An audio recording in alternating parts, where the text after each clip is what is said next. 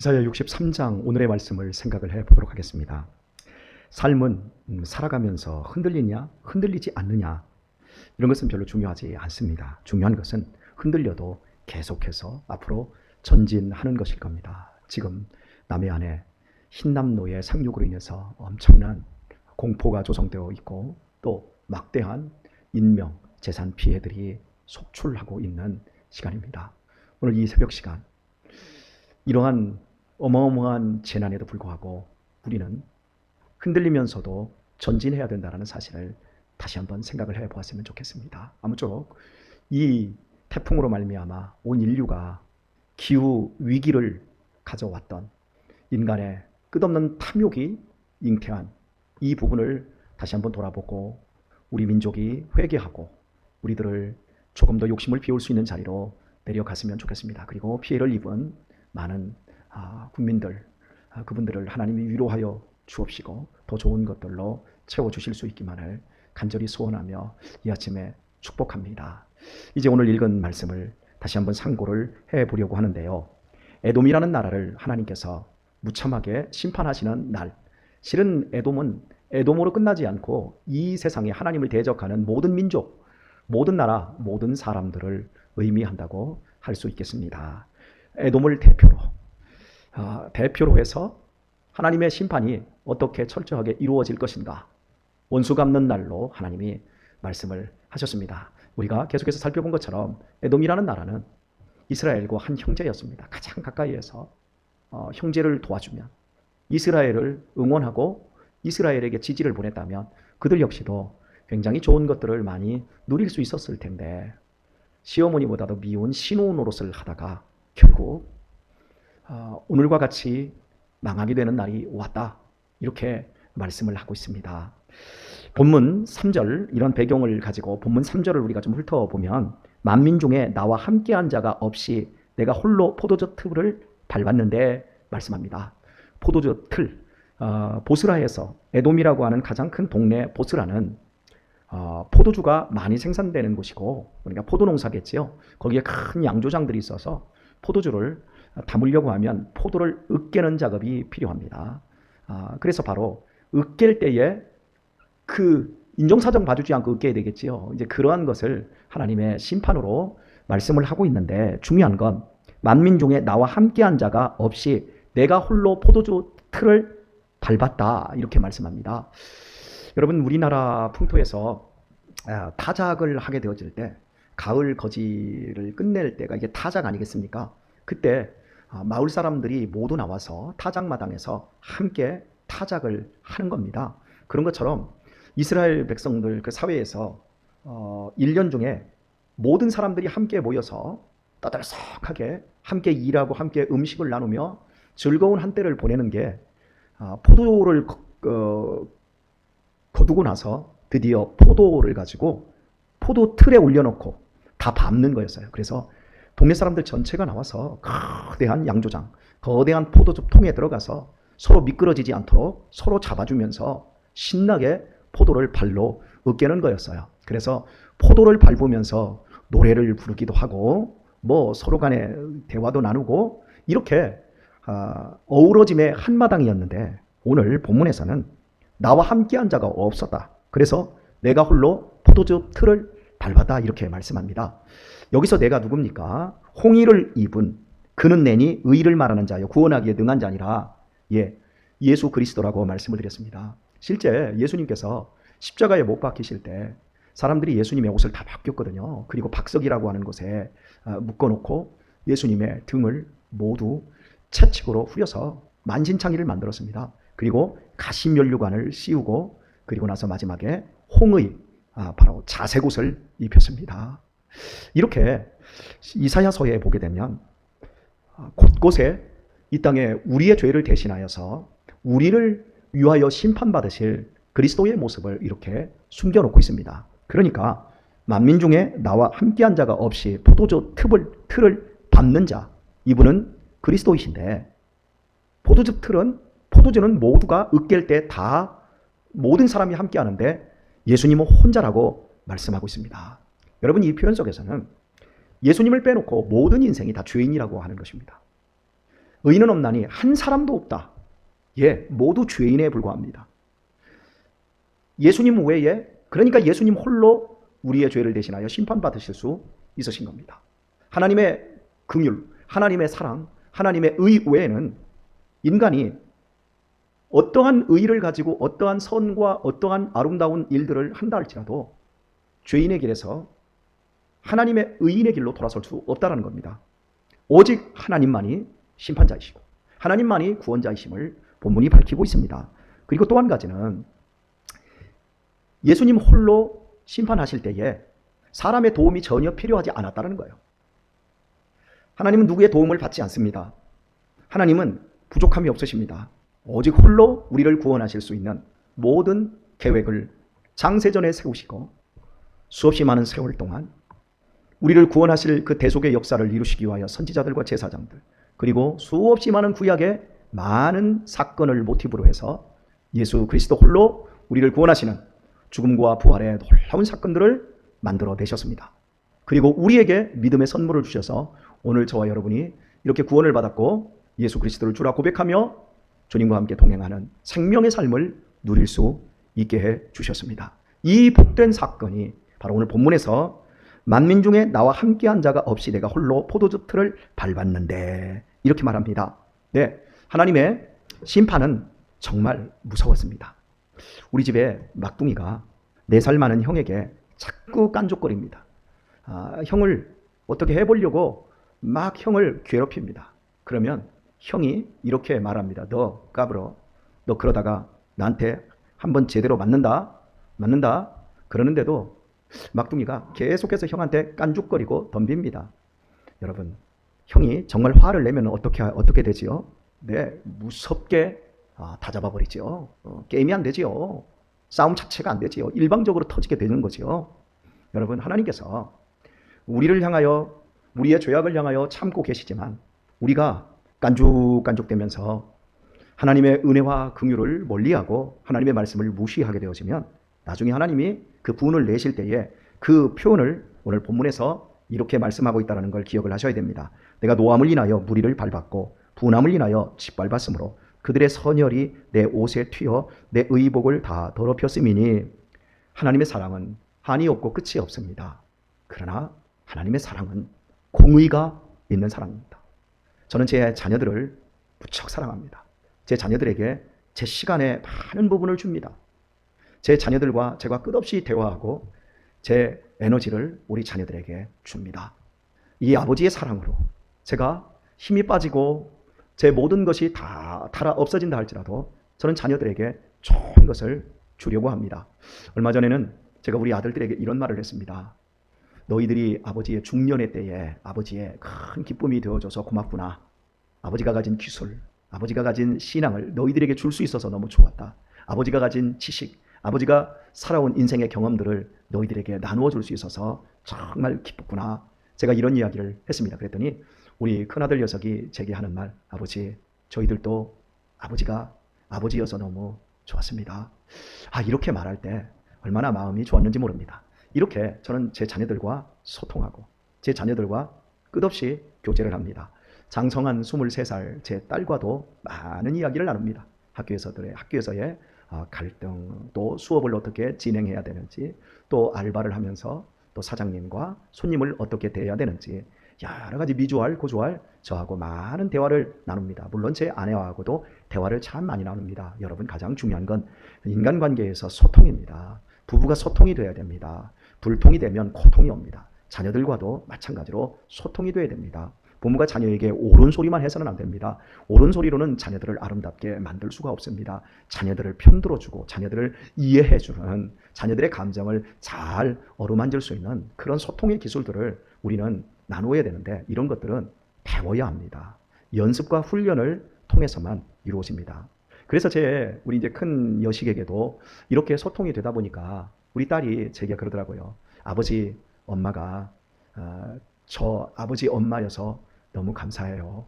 이렇게 제가 물어볼 수 있어서, 조언을 받을 수 있어서 감사해요. 여러분, 그런 이야기를 들을 때 부모는 참 기분이 좋은 것 같습니다. 그런데요, 제가 이렇게 우리 자녀들을 사랑하고 이렇게 제가 아끼지만 우리 자녀들이 잘못하면 굉장히 무섭습니다. 아주 단호합니다. 아주 엄합니다. 우리 자녀들, 우리 아들들은 아직도 스마트폰이 없습니다. 사주고 싶습니다. 무척이나 우리 아이들도 스마트폰을 갖기를 원합니다. 그러나 그 스마트폰을 가지게 되었으면 벌써 책에서 멀어지기 시작하고 거기에 빠지게 되면 많은 시간들을 놓칠 수 있기 때문에 제가 사주고 싶은데도 불구하고 아직까지도 사주지 않고 쓸 일 있으면 아버지 걸 써라 이러면서 줍니다. 우리 아들들을 위해서라면 제가 많은 것들을 엄하게도 이렇게 하고 또 우리 아이들끼리 싸우거나 거짓말을 하거나 잘못된 처사를 하게 되면 때로는 손바닥도 다칠 때도 있습니다.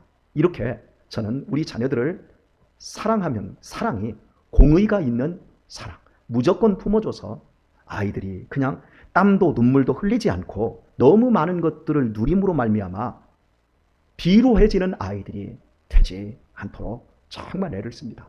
하나님께서 우리를 사랑하시지만 우리의 부족함을, 우리의 무지와 미련함을 반드시 꺾으십니다. 그래서 우리를 가장 하나님께서 좋아하시는 좋은 사람으로 반드시 만들어내시는데 그럴 때는 하나님이 오늘 본문에서 말씀하는 것처럼 포도즙 틀을 밟으심같이 하나님이 하시겠다고 말씀합니다. 그런데 4절과 5절 말씀을 보게 되어지면 우리가 꼭 하나님에 대해서, 하나님의 일하심에 대해서 놓치지 않아야 될 말씀 하나가 나옵니다. 이는 내 원수 갚는 날이 내 마음에 있고 내 구속할 해가 왔으나 하나님의 원수 갚는 심판과 우리를 구원해내는 날이 동일하게 겹쳐지고 있습니다. 어제 아침에도 제가 말씀드렸듯이 우리나라 8.15 해방은 일본에게 패망일이 된 것처럼 우리의 기쁨의 날은 그들에게 절망의 날이 된 것처럼 하나님의 심판은 동전의 양면과 같이 구원과 함께 이루어진다라고 하는 사실입니다. 우리를 괴롭히는 원수들이 있습니다. 가장 가까이 있는 사람들이 우리를 괴롭힙니다. 그들을 향해서 하나님은 내 원수다. 하나님의 사람들을 괴롭히는 것, 하나님의 교회를 괴롭히는 것, 내 신앙생활을 괴롭게 하는 이 모든 것들은 다 하나님에게 원수가 되는 일입니다. 왜냐하면 우리는 하나님의 자녀입니다. 우리 교회는 하나님의 몸된 성전입니다. 이렇게 하나님은 우리와 당신을 하나로 두시고 우리가 받는 괴로움, 우리가 겪는 고난, 핍박에 대해서 당신이 당하는 것처럼, 당신이 모멸당하고 당신이 비난당하는 것처럼 가지고 계시다가 결국은 원수 갚는 날을 허락하신다는 거예요. 그런데 이 원수 갚는 날에 우리가 박수를 치고 즐거워하며 하나님 감사해요, 내 원수 갚아주셔서, 이렇게 우리가 해도 될까요? 본문은 그렇게 말씀하고 있지 않습니다. 다시 한번 보겠습니다. 이는 내 원수 갚는 날이 내 마음에 있고 내 구속할 해가 왔으나 내가 본즉, 예수님이 본 거예요. 내가 본즉 도와주는 자도 없고 붙들어주는 자도 없으므로 이상히 여겨 내 팔이 나를 구원하며 내 분이 나를 붙들었음이라, 이렇게 말합니다. 완전한 반전입니다. 하나님께서 우리의 원수에 대해서 당신의 원수처럼 완전히 짓밟아버리는 그날에 예수님이 보신다라는 거예요. 도와주는 자가 없어요. 붙들어주는 자도 없어요. 도와준다는 표현, 붙들어준다는 표현이 이렇게 우리가 보셔야 합니다. 예수님이 우리의 원수를 짓밟을 때 옆에서 말리는 자가 없다라는 거예요. 옆에서 그걸 안타깝게 여기는 자들이 없다라는 거예요. 마치 에돔이 우리가 시편 137편 7절에서 확인했듯이 이스라엘이 멸망할 때, 예루살렘이 성전이 파괴되고 사람들이 다 죽임을 당하고 왕도 죽임을 당하고 왕자들은 굴비 엮듯이 다 쇠사슬에 엮여서 바벨론으로 끌려가고 사람들이 다 살육을 당하고 이럴 때 이 에돔인들이 잘한다 잘한다 잘한다, 저 성전의 기초까지 다 부셔버려, 막 다 쓸어버려, 이러면서 오히려 박수쳤지 않습니까? 그것 때문에 이스라엘 백성들이 마음에 칼을 갈면서 바벨론 강가에서 그 에돔인들을 기억하여 에돔인들을 쳐달라고, 원수 갚아달라고 그렇게 기도했지 않습니까? 그래서 그 원수 갚는 날이 왔는데 하나님은 그 원수를 갚기 위해서 포도즙 틀을 밟을 정도로 홀로 그렇게 심판하실 때 하나님께서는 이스라엘을 향해서 나를 도와주는 자도 없고 나를 붙들어주는 자도 없도다, 이 말씀의 표현을 여러분 잘 생각하셔야 됩니다. 우리의 원수들이 심판당하여 지옥의 밑바닥으로 떨어질 때 우리가 박수치는 사람이 되어서는 안 된다는 겁니다. 오히려 그때 하나님의 팔을 붙잡고 하나님의 진실된 하나님은 모든 사람이 구원받기를 원하시거든요. 하나님, 저 사람들 구원해 주세요. 하나님, 우리가 이렇게 못난 우리가 모든 사람이 다 죄인이라며요. 하나님 홀로 의로우시며 하나님 우리가 도와줄 의가 우리에게 없다며요. 우리도 죄인인데 하나님의 은혜를 입어 이렇게 구원을 받았는데 우리들에게 조금 못한 저 에돔인과 같은 그런 사람들, 하나님 저 사람들 용서해 주세요. 우리가 원수들에게 고통받은 것보다 실은 하나님으로부터 받은 은혜가 더 큽니다. 하나님, 그러하오니 제발 저 사람들 불쌍히 여겨주세요. 저 사람들 다시 한번 기회를 주세요. 하나님, 지옥불로 떨어지지 않도록 하나님 진노 중이라도 긍휼을 베풀어 주옵소서. 하나님께서 우리들에게 그 마음을 요구하고 있다는 거예요. 사랑하는 교회 여러분, 크리스찬의 구원이 무엇입니까? 예수님의 은혜로 말미암아 구원을 받았어요. 이는 혈통으로나 육정으로나 사람의 뜻으로 나지 아니하고 오직 하나님께로서 난 자들이니라 이렇게 말하지요. 너희가 그 은혜를 인하여 믿음으로 말미암아 구원을 얻었냐니 이것이 너희에게서 난 것이 아니요 하나님의 선물이라. 그러므로 누구든지 자랑치 못하게 하려 함이라. 누구든지 떳떳한 사람이 없어요. 우리 모두는 죄인입니다. 나를 괴롭혔던 사람이 누굽니까? 여러분을 괴롭혔던 사람이 북한 사람들입니까? 여러분을 괴롭혔던 사람이 여러분 저 멀리 있는 사람들입니까? 여러분을 괴롭히는 사람이 누굽니까? 여러분의 신앙을 편들어주지 않고 여러분에게 신앙의 갈등을 일으키고 여러분들에게 고민을 일으켰던 사람들이 누굽니까? 여러분의 가장 가까이에 있는 여러분의 피부치들 아니었습니까? 여러분에게 직장 상사, 그런 사람들이 여러분을 괴롭게 하지 않았습니까? 그런데 생각해 보십시오. 그분들이 진짜 원수입니까? 하나님은 우리에게 가장 가까이 있는 것이 원수다. 실제 우리의 원수는 우리 자신입니다. 여러분, 우리의 마음입니다. 죄로 말미암아 구부러져 있고 옹졸하고 더럽고 비굴하고 치졸하고 너무나도 잔인하고 너무나도 사악한 우리의 마음이 원수 아니겠습니까? 여러분, 우리의 남은 인생 하나님께서 심판하실 사람들이 우리 주변에 너무너무 많습니다. 점점 더 세상은 포악해지고 있고 하나님을 인정하지 않고 인간의 감정이, 인간의 생각이 하나님이 되어가는 그런 바벨의 시대입니다. 이 시대 속에서 여러분, 우리가 신앙생활하기가 얼마나 어렵습니까? 코로나 시국에 우리 교회들이 얼마나 어려움이 있었고 얼마나 조롱을 받았고 얼마나 언론과 또 여러 형태로 어려움들이 많았습니까? 한국교회가 지금 쇠퇴하고 있는 원인들이 어디에 있습니까? 그래서 우리는 마음이 아픕니다. 그러나 여러분, 그렇다 할지라도 분명히 하나님이 원수 갚아주는 날이 옵니다. 그날 바라보며 우리는 기도하고 있고 우리는 계속해서 흔들리더라도 믿음으로 전진해 가고 있습니다. 흔들려도 나아가는 것이 중요하다고 말씀을 드리지 않았습니까? 우리는 이런 속에서도 하나님이 우리를 신원해 주시는 심판의 날이 분명히 옵니다. 그날 춤추며 기뻐하며 박수치는 자리에 있는 것이 아니라 오히려 하나님의 팔을 붙잡고 하나님의 어깨에 매달려서 하나님, 한 번만 돌아보십시오. 한 번만 더 참아주십시오. 한 번만 더 기억하셔서 하나님 큰 은혜 베풀어 주옵소서, 구원하여 주소서. 여러분, 그런 모든 종보자가 되어서 야, 왜 내가 이런 날 나를 도와주는 자가 아무도 없느냐, 이게 아니라 야, 고맙다, 너희가 있어서 내가 이 일을 내가 품종에 행하노라. 그런 모든 성도님들이 될 수 있기를 바랍니다. 사랑하는 교회 여러분, 오늘의 말씀을 맺도록 하겠습니다. 저는 해마다 연말이 되면 하나님께 이런 기도를 드립니다. 하나님, 제발 한 해만 더 참아주소서. 제발 한 번만 더 참아주소서.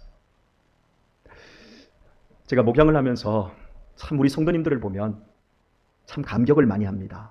어떻게 저렇게 성도님들이 아름답게 변화되어지고 성숙해 갈까? 하나님 은혜입니다. 감사드립니다. 자기밖에 모르던 사람들이 이제 다른 사람들의 마음을 읽을 줄 알고 자기 호주머니 귀한 줄만 알았던 사람들이 내 호주머니를 풀어서 다른 사람들을 먹이고 도와줄 줄도 알고 참 섬기고 충성하고 헌신하며 이렇게 변해가는 우리 성도님들을 보면 얼마나 마음이 행복하고 뿌듯한지 모릅니다. 그러나 여전히 변하지 않는 것 같은 그런 성도님들을 보면 두려운 마음이 있습니다. 그래서 제가 목양을 하면서 참 제가 젊은 날에는 그렇게 변화되지 않고 자기밖에 모르는 교회 일은 전혀 생각하지 못하는 그런 성도들을 보면 제 마음속에 괘씸한 생각이 좀 있었어요. 그런데 나이가 먹으면서 제가 그런 마음이 없어지고 하나님, 모두 제 부족함입니다. 저한테 맡겨주신 양무리들을 제가 잘 섬기고 잘 먹이고 제가 푸른 초장으로 이끌었어야 되는데 제가 참 못했습니다. 그래놓고 내가 저분들을 원수돼야 하는 마음이 제 안에 있습니다. 하나님, 한 해만 더 참아주소서. 다 제 책임입니다. 하나님 제발 긍휼을 베풀어 주옵소서. 이런 마음을 제가 갖게 되었습니다. 아마 올해도 그러지 않을까 싶은데요. 사랑하는 교우 여러분, 사랑하고 축복합니다. 오늘 우리 자신들을 돌아보아서 나는 어떠한 마음 가지고 하나님이 세상을 심판하실 마지막 그날 나는 어떤 모습으로 하나님 앞에 있을지. 물론 의인으로 하나님의 심판 안에 있지 않고 하나님의 상 받는 자리에 있을 겁니다. 그러나 심판을 받는 사람들을 정말 가슴에 끌어안고 안타까운 심정으로 그들에게 구원을 위하여 기도하는 자리에 있어야 할 것입니다. 이런 너그러움과 이런 따뜻함이 우리 사랑하는 교우님들의 심령 속에 더욱더 가득하여질 수 있기를 우리 주 예수님의 이름으로 축원드립니다.